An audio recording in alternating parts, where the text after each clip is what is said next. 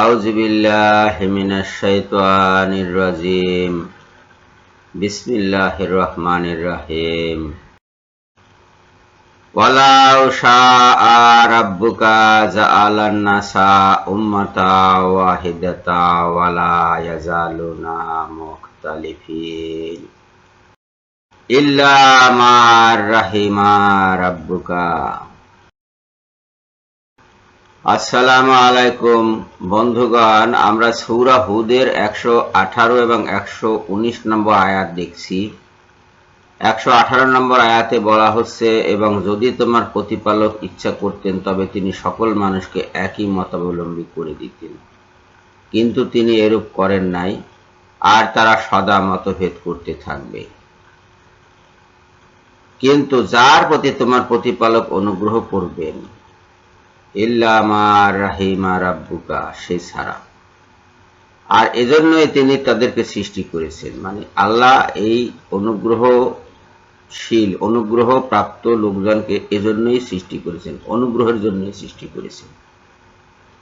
আর তোমার প্রতিপালকের এই বাণীও পূর্ণ হবে, আমি জাহান্নামকে পূর্ণ করব জিনদের ও মানবদের দ্বারা। তাহলে আল্লাহর একটি বাণী পূর্বে প্রকাশিত হয়েছে, সেটি হলো যে তিনি জাহান্নামকে জিন এবং মানব দ্বারা পূর্ণ করবেন। এই দুই আয়াতের যে অর্থটা দাঁড়াচ্ছে সেটা হলো যে আল্লাহ চাইলেই সব মানুষকে মুসলিম করতে পারতেন, কিন্তু সেটা তিনি চাননি।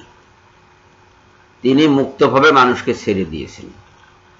যে মুসলিম হবার সে মুসলিম হবে, যে অমুসলিম হবার সে অমুসলিম হবে, যে মুমিন হবার সে মুমিন হবে, যে মুমিন না হবার সে হবে না। মানুষকে এইখানে ইচ্ছাটা স্বাধীন করে দিয়েছে, মানুষের এবং জিনের। তারা ইচ্ছা করলে সৎ পথ অবলম্বন করতে পারে, ইচ্ছা করলে অসৎ পথে গমন করতে পারে। এবং যদিও আল্লাহর কলম নির্ধারিত, প্রত্যেকের ভাগ্যলিপি লিখিত, তথাপি মানুষকে ইচ্ছার ক্ষেত্রে স্বাধীনতা দেওয়া হয়েছে। এই ইচ্ছার স্বাধীনতার জোরে ভাগ্যলিপিও পরিবর্তিত হতে পারে।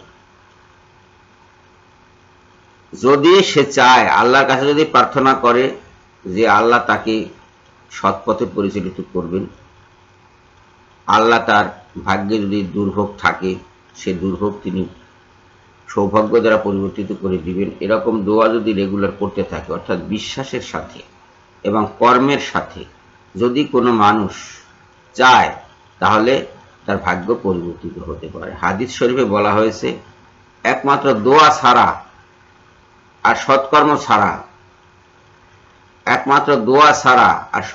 ছাড়া অন্য কোনো কিছুতেই ভাগ্যলিপি পরিবর্তিত হয় না। তার মানে আল্লাহ ইচ্ছা করলে মানুষের ভাগ্য পরিবর্তন করে দিতে পারেন, জিনের ভাগ্য পরিবর্তন করে দিতে পারেন, যদি জিন বা মানুষ আল্লাহর কাছে প্রার্থনা করে এবং সেই প্রার্থনা যদি কবুল হয়, কবুলিয়তের মতো যদি অবস্থা থাকে। এই জন্য আমরা যখন দেখি যে কোনো মানুষ অহেতুক হাঙ্গামা করছে দিন নিয়ে, ঈমান নিয়ে, কর্ম নিয়ে, কোনো কাজ নাই, কোনো রকমের কোনো কারণ নাই, কিন্তু দেখা যাবে যে নামাজের বিরুদ্ধে কতক্ষণ কথা বললো একটা লোক, কোরআনের বিরুদ্ধে কতক্ষণ একটা লোক কথা বললো, আল্লাহর বিরুদ্ধে কথা বললো, হাদিসের বিরুদ্ধে কথা বললো, রসুলের হাদিস, তার বিরুদ্ধে কতক্ষণ কথা বললো, কোনো লাভ নাই তার এটাতে, কিন্তু তারপর সেটা করবে। এখন এটা হলো ওই শ্রেণীর মানুষ যাদেরকে দিয়ে আল্লাহ জাহান্নামকে পূর্ণ করবেন বলে পূর্বে বাণী প্রকাশিত হয়েছে।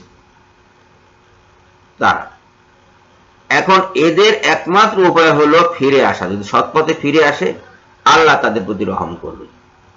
সৎপথে ফিরে না আসলে আল্লাহ রহম করবেন না। তবে ভাগ্য পূর্ব নির্ধারিত, একমাত্র দোয়া ছাড়া এবং সৎকর্ম ছাড়া ভাগ্যের পরিবর্তন হয় না। সবাইকে ধন্যবাদ জানিয়ে এখনকার মতো বিদায় হচ্ছি। আল্লাহ হাফেজ।